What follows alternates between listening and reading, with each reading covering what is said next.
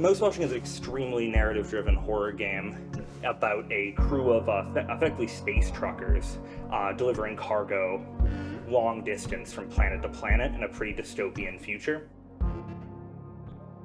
A group of 6 people trying to survive in desperate circumstances and dealing with the fact that they pretty much only have 6 months left to live and have to kind of work out the rest of their lives on this ship.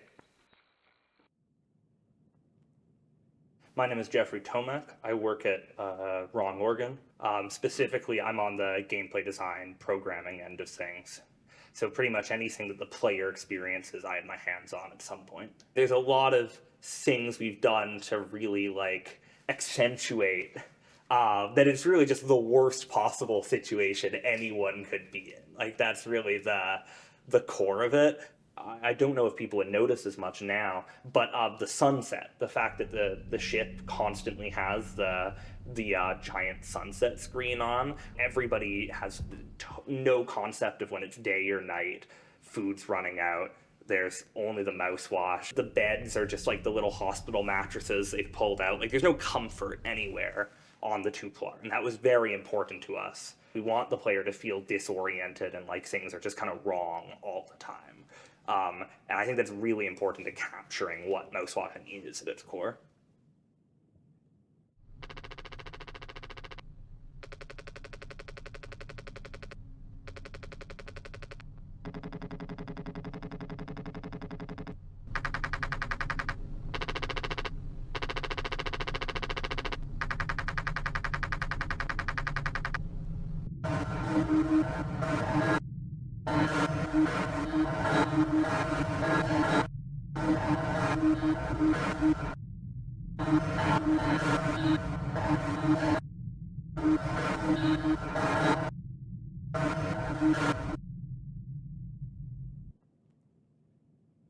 We don't have facial animation or anything like that, so the characters have to be sort of a little larger than life in a sense. They're actually all based on different horror characters from movies. Some of them are very obvious, and some of them I don't think anyone's ever gonna figure out, and I will never tell them if they don't.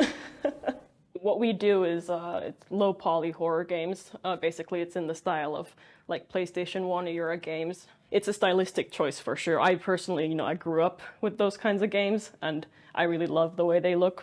I think one of the best looking games ever made was Crash Bandicoot 2, and it just, the color choices and everything like that, it's very much the art direction will keep a game fresh for a really long time. The more abstract you make something, it's easier to sort of cover stuff up, and it lets the player's imagination kind of fill in these blanks, and I think that works really well for horror. You can kind of see it in something like Silent Hill 1, which is also you'd think these sort of goofy kind of puppety looking characters wouldn't be all that scary, but I think for a lot of times it tends to hit harder than something that's hyper realistic. We're seeing indie developers creating realistic games now, hyper realistic, body cam games.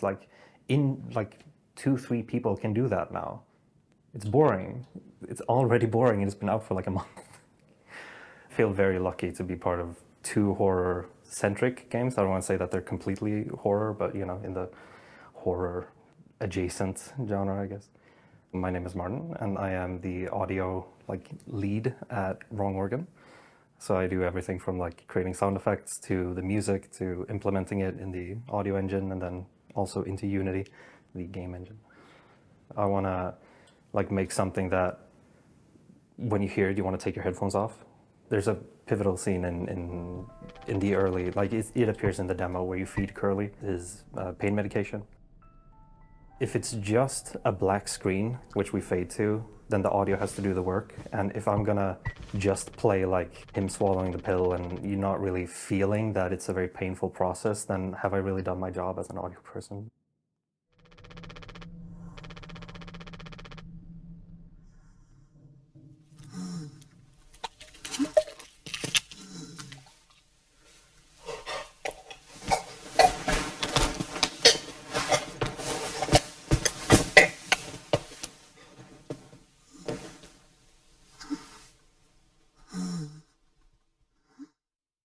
Tastes like any other kind of milk milkshake. It is a chemical soup.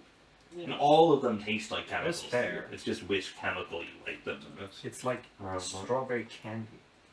Every like strawberry milkshake that I've had that isn't like actual strawberries in them, that are just like synthetic bullshit. I think the Mac one is actually strawberries. I'm not 100%, but it's definitely like actual taste. It's quite good. Should try it. Oh, I have. And I still hold my. I don't think you're gonna sway him. I don't think either of you are gonna sway the other. No, I don't think so. I think this is just a agree to disagree. We're all happy to work on anything so long as we're together in it. And I don't know what Johanna or Jeffrey will say, but like I really love them. They're really cool. I'm feeling very lucky to be in a team that wants to do stuff that is so hard-hitting and who have finally understood the power of audio in gaming.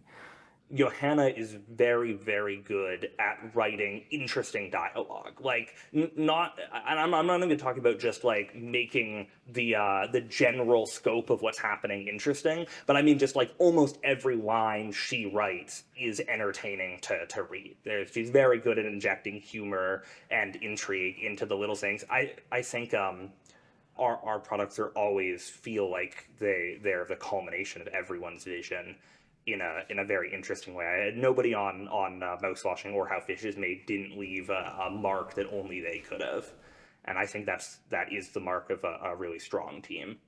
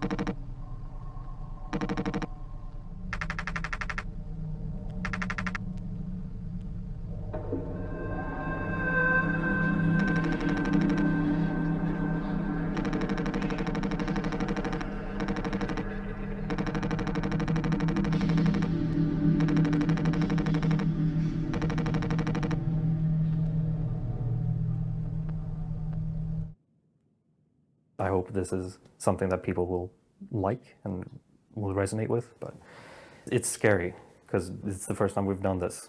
With our time frame, we can only really afford to do this once. And then, you know, if we stick the landing, we can obviously go and do more of this in different genres and different play styles and whatever, but I think everyone still wants to push as much as we can.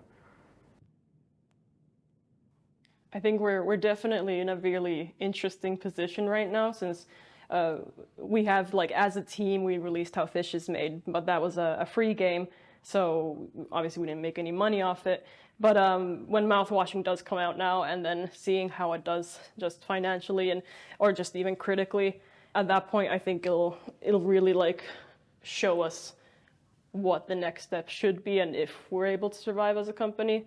Every step we take is sort of super critical, and then that we are constantly running up against a time limit, and everything is very uncertain. It's very exciting, but it's also very stressful. It's a lot of like your personal emotions go into it, because it can feel like, okay, if this fails, then I'm a failure as a creative, which I think the separation might be easier to like have more separate if you were in like a bigger studio or something. You look at these games that are so gargantuan, it's hard to imagine what any one part of it looks like. And to make indie games that are truly great, I think the kind of barometer for is that you independently should be able to make a part of an indie game that is to the standard that you would want the customer to experience. But if you're the audio guy in an indie game, like, your audio should be up there with all the other audio stuff, you know, even if you can do less of it than someone else. You hit a wall where you're like, I can't do better than this, then the answer is almost always to do something easier than to try and just keep hitting your head against that wall. The hard part is the slog at the end of a project. It always is. We were on How Fish is Made. We were thinking about the next game. Game after that, we were thinking about Mouthwashing. On Mouthwashing, we were thinking about, well, you'll get to see once Mouthwashing's out, I suppose. But there's always another game.